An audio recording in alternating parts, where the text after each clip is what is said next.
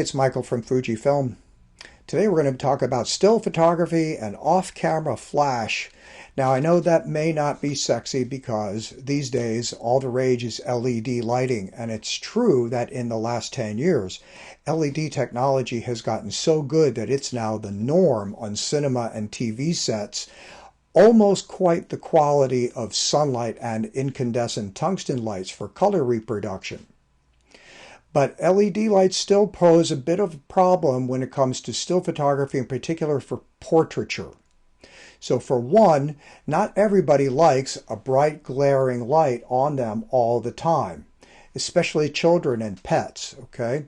And with still photography, because we tend to use shutter speeds of like 125 or 250 or 500, that means we need more light. Also, still photographers like ISOs as low as possible, an 80 or a 100, 125 in that range to minimize noise. And instead, in cinema, what you find is most cinema cameras are running at ISO about 800 or even 3200 because they're acquiring in what's known as a log tone curve. So you need a lot less light on a cinema video set than you actually need for photography. So these are great, these little EF flashes that Fujifilm provides, and we've talked in an earlier episode how you can have one flash unit talk to all the others, you can have multiple units and set power levels for different ones.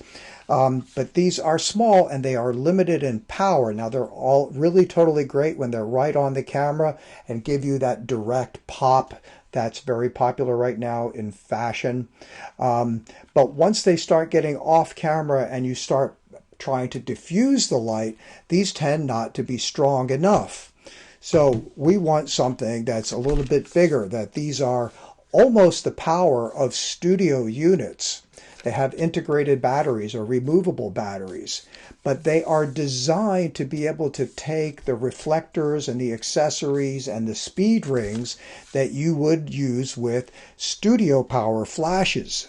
But they are actually a little more easy to travel with than LED lights, because once you get into LED lights in the 1200, 2400 watt range, where is what you need because you're going to be using softboxes, those start to get heavy and bulky, and they tend to need large batteries to run them as well. So you will find that traveling with something like this is far more easy and convenient, especially a small one like this A2. Now this ProPhoto A2 can be held off camera, high, low, way all around, and there are things you can do with flash photography still that are difficult to do with a continuous light, and one of those is second curtain sync. So a great use of this is, say, in wedding photography, where there is a dance happening on the dance floor, and it's usually like the father and the bride, and you want to drag the shutter, you want to use the available light, and you'll shoot at an 1/8 of a second or a 1/15 of a second, and then you'll have the flash go off at the end of the exposure, and you get this really beautiful, dreamy look of total soft blur with a sharp picture. Hey, I'm out here braving the hot August sun because of a question a photographer gave me not too long ago, which was, he said, in this kind of a situation with strong crosslight coming from the glaring sun, no matter how much he upped the power of the flash, he said, the sunlit side of the face was always too hot, overexposed. So the easy answer how to fix this is you have to first set the exposure for the ambient illumination. In this case, it would be the sunlight. So you set your camera to give the proper exposure for that.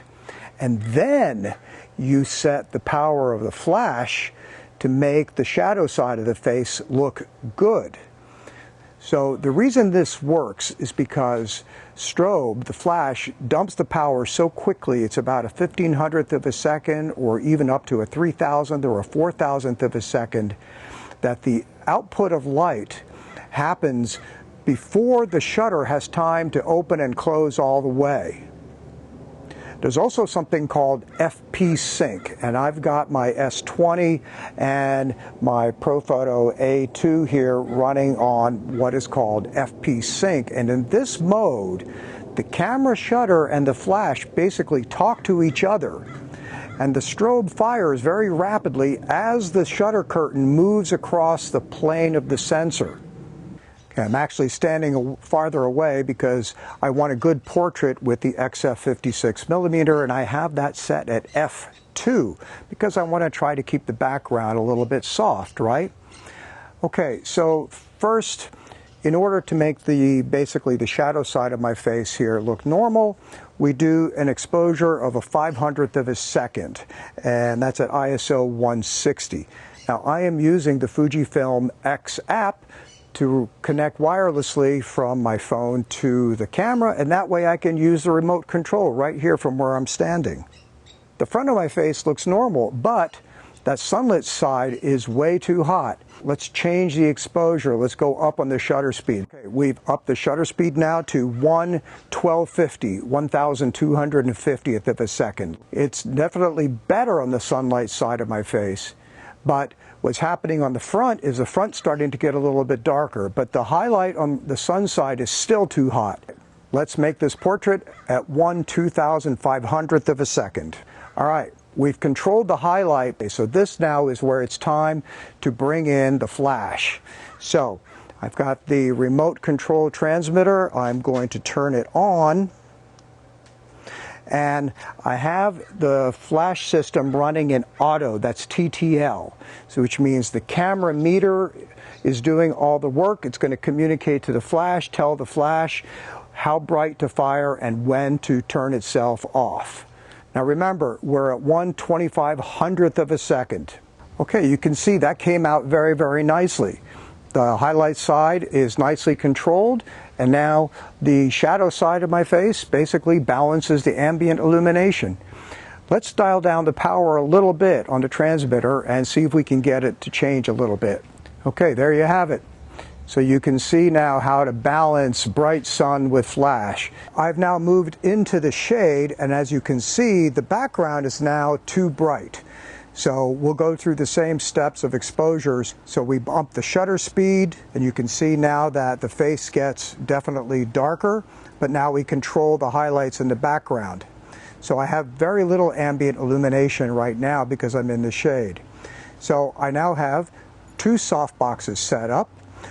This one is a B10X in a 2x3 rectangular softbox, and over here I have that same small click softbox off to the side. So that's the side light only. Let's turn that one off and let's turn on what I would say is our front light or our main light, and we'll try that. Now we're going to go with both lights on. Because I have each light set to a different channel, from the transmitter, I can adjust the ratios independently until I find the balance of front light to side light to back light that makes me happy. Thanks for joining me. I hope you found this informative. See you next time.